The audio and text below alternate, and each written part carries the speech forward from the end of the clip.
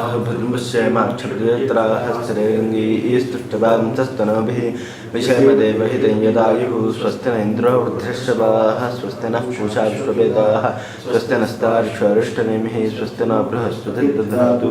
ॐ शान्ति शान्ति शान्तिः। निश्चितायां यथा रज्ज्वां विकल्पो विनिवर्तते रज्जुरेवेति चाद्वैतं तद्वदात्मा विनिश्चयः। निश्चितायां यथा रज्ज्वां विकल्पो विनिवर्तते। తాడు అని నిశ్చయించుకున్నప్పుడు ఆ తాడు యందు ఏ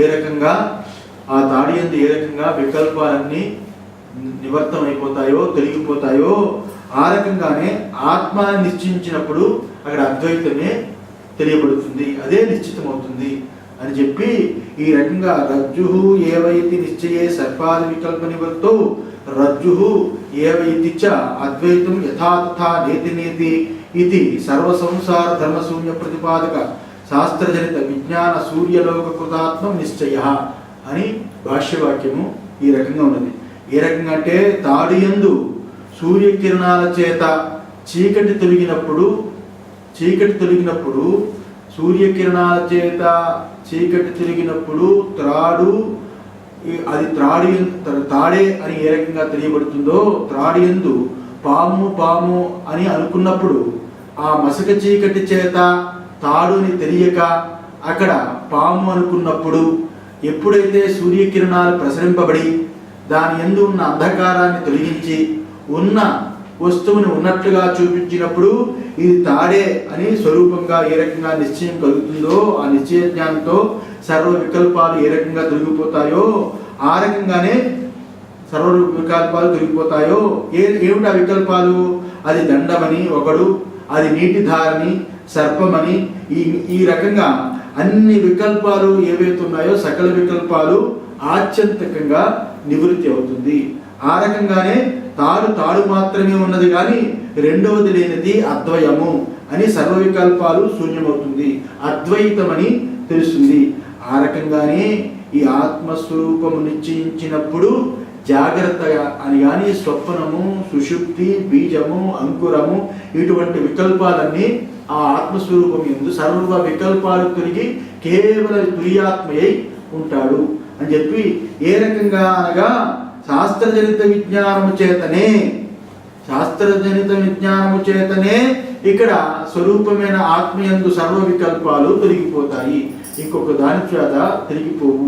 ఏ రకంగా సూర్యకిరణాల చేత తాడు అని తెలిసినప్పుడు ఏ రకంగా కృతాత్ముడవుతాడో ఆ భయాన్ని పోగొట్టుకుంటాడో ఆ రకంగా ద్వితీయం వా భయం భవతి, రెండవది ఉన్నప్పుడు భయం కలుగుతుందనే ద్వితీయం అనేది కేవలం వికల్పమే గాని అద్వితీయమే ఉన్నదని తెలిసినప్పుడు కృతాత్మ అవుతాడు, కృతనిశ్చయుడు అవుతాడు అని ఈ రకంగా చెబుతూ ఆత్మే వేదం సర్వం, ఈ సర్వము ఆత్మమయమే అని చెప్పి ఏ రకంగా అంటే దండంగా కనిపించిన సమకాలంలోని తాడే ఉన్నది, నీటి ధారగా కనిపించే సమకాలంలోని తాడే ఉన్నది, సర్పంగా కనిపించినప్పుడు అది తాడే ఉన్నది, అది వెలుతురు కలిగిన తర్వాత కూడా తాడే ఉన్నది, ఎప్పుడూ అది తాడే ఉన్నది, తోచే సమకాలంలో కూడా అది తాడైనట్టుగా నేను ప్రమాదగా తోచిన సమకాలంలో కూడా ఈ తానే ఉన్నది.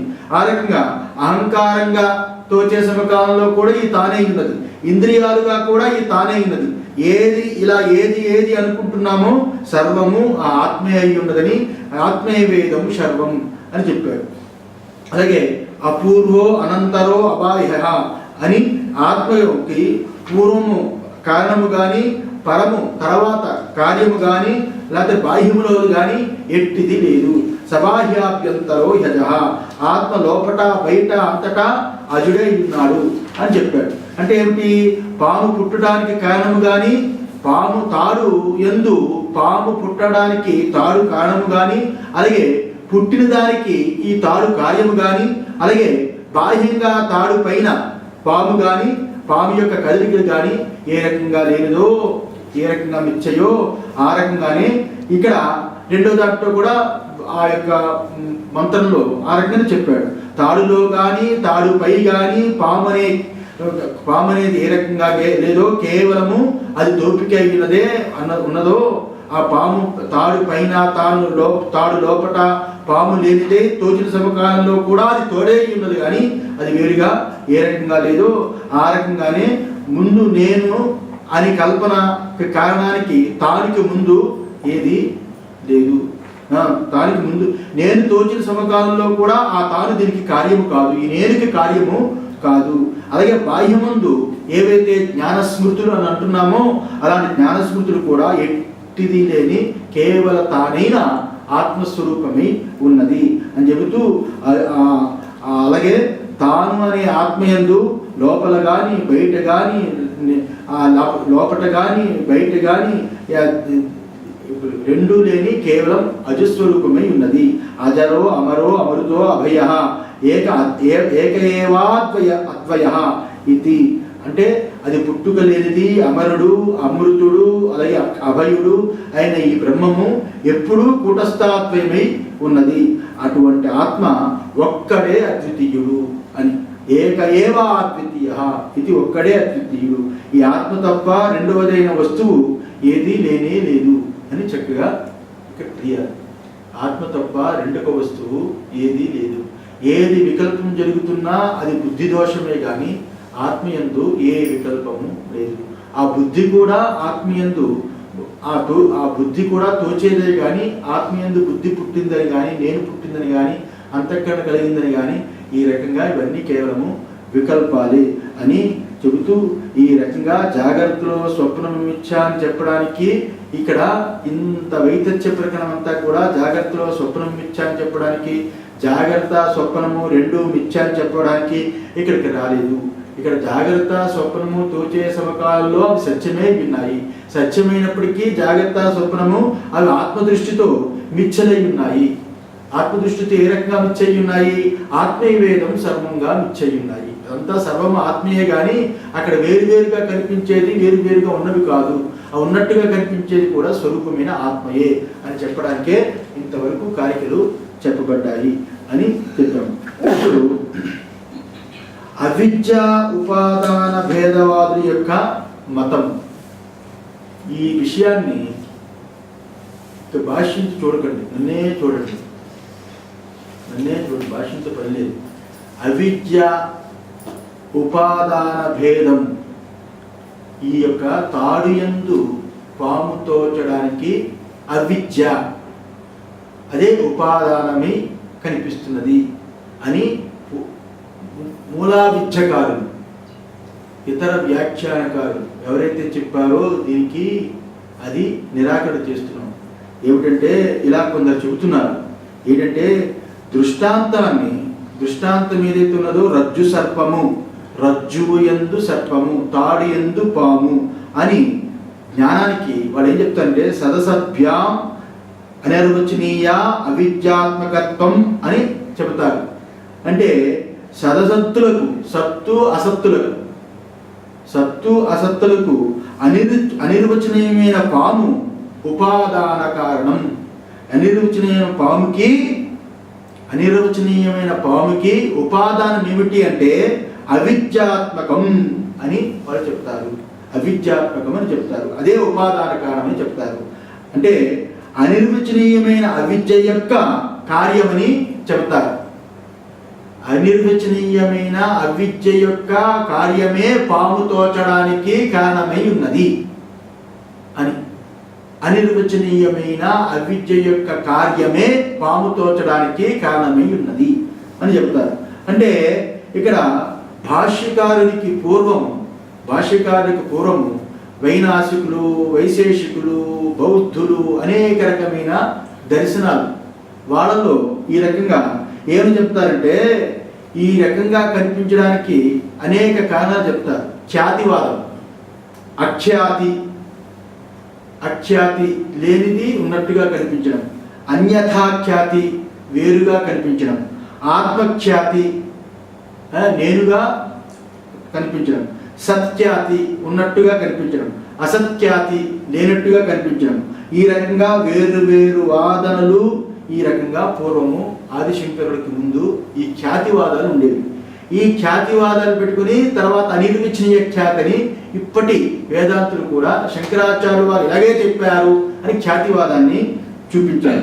కానీ ఈ ఖ్యాతివాదాలన్నీ కూడా జాగ్రత్త దృష్టి చేత జాగ్రత్తలో తర్కాన్ని పెట్టుకుని ప్రత్యక్ష ప్రమాణ తర్కాన్ని పెట్టుకుని ఈ ఖ్యాతివాదాలు వచ్చాయే కానీ జాగ్రత్తని వదిలిపెట్టి అనుభవాన్ని పెట్టుకుని విచారించే పద్ధతి బౌద్ధుల్లో కానీ వైనాసికుల్లో కానీ వైశేషికుల్లో కానీ సాంఖ్యుల్లో కానీ అలాగే ఇప్పటి వేదాంతుల్లో కూడా అనుభవాన్ని పెట్టుకుని విచారించే పద్ధతి లుప్తమైపోయింది. అప్పటి వాళ్ళని తీసుకుని ఆ తర్కాన్ని పెట్టుకుని ఈ వేదాంతాన్ని చూస్తున్నారు. చూడటం చేత అనిర్వచనీయ ఖ్యాతి అని కొత్తగా ఇక్కడ చెప్పారు. అంటే పూర్వపక్షి వాదం ఏమిటంటే శంకరులు పూర్వపక్షి వాదులు ఏవైతే ఉన్నాయో ఈ వాదనలు ఈ పైన చెప్పే వాదనలు ఏవైతే ఉన్నాయో అఖ్యాతి అన్యథాఖ్యాతి ఆత్మఖ్యాతి సత్యాతి అసత్యాతి అని ఈ రకమైన వేరు వేరు వాదనలు ఏవైతే ఉన్నాయో అవన్నీ కూడా ఆదిశంకరాచార్యుల వారు బ్రహ్మసూత్రంలో పూర్తిగా ఖండించి ఉన్నారు. ఈ ఖ్యాతులన్నింటినీ కూడా ఆయన ఖండించి ఉన్నారు. అయినప్పటికీ శంకరాచార్యుల వారు ఇవన్నీ ఖండించి అనిర్వచనీయ ఖ్యాతి చెప్పారని కొత్తగా ఇప్పుడు వేదాంతులు చెబుతున్నారు. అనిర్వచనీయ ఖ్యాతి అనేది ఏదైతే ఉందో ఇక్కడ సూత్ర భాష్యంలో కానీ బ్రహ్మసూత్ర భాష్యంలో కానీ ఉపనిషత్తుల్లో కానీ ఎక్కడ కూడా ఈ అనిర్వచనీయ ఖ్యాతి ఎక్కడ ఆయన చెప్పనే లేదు. అయితే ఖ్యాతి అనే పదాన్ని ఎక్కడ శంకరాచార్యుల వారు వాడలేదు, అనిర్వచనీయమని వాడారు. ఖ్యాతి అనే పదాన్ని ఎక్కడ వాడలేదు. అయితే సర్పమైతే ఖ్యాతి వీళ్ళు ఏమంటారంటే స్వర్పమైతే ఖ్యాతి చే ఉంది. ఖ్యాతి అంటే కనబడుతుండడం వల్ల సర్పము తాడు అని తెలియనప్పుడు అది పాముని అనుకుంటాం, తాడు అని తెలియనప్పుడు అది పాము అనుకుంటాం. పాము అని తోచే సమకాలంలో ఖ్యాతిగా ఉంది అంటే కనిపిస్తుంది కాబట్టి అది ఉంది. అయితే అది బాధితమైనప్పుడు ఉండదు. ఇది పాము కాదు అని పాము బాధితమైనప్పుడు అది ఉండదు. ఖ్యాతిగా కనిపిస్తున్న సమకాలంలో ఉందంటారు. అయితే ఒకదాని అందే సత్తు అసత్తు రెండు చెప్పడం తప్పు కాబట్టి అది ఉంది లేదు అని రెండు ఒకదాని అందే చెప్పడం కుదరదు కాబట్టి నిర్వచించలేము అని ఈ రకంగా వాడు సిద్ధం చేశారు. అంటే ఇక్కడ కనబడుట చేత అనిర్వచనీయం, దాని జ్ఞానము చేత నిర్వచించలేనిది అని చెప్పడం అనేది సరి కాదు. ఈ రకంగా పాము కనిపిస్తున్న సమకాలంలో అక్కడ అర్ధభాగం పాము ఉంది. పాముగా కనిపించడం ఎందుకు? తాడు గోడగా కనిపించవచ్చు కదా, కిటికీగా కనిపించవచ్చు కదా, పాముగానే ఎందుకు కనిపించింది అంటే పాము యొక్క అంశ అక్కడ తాడులో ఉంది. అది ఖ్యాతివాదం. అది ఉంది అని చెప్పలేము, లేదు అని చెప్పలేము. కాబట్టి సత్తు అసత్తు రెండు చెప్తే సత్తు అసత్తు అని అంటే విరుద్ధం అవుతుంది. కాబట్టి అనిర్వచనీయం అని ఈ రకంగా వాళ్ళు చెప్పారు. ఈ రకంగా ఏదైతే ఉందో త్రాడు యందు పాము తోచినప్పుడు అది సత్తు కాదు. ఎందువల్ల అక్కడ నిజంగా లేదు. అది అసత్తు కాదు. ఎందువల్ల అనుభవంలో అక్కడ లేనట్టుగా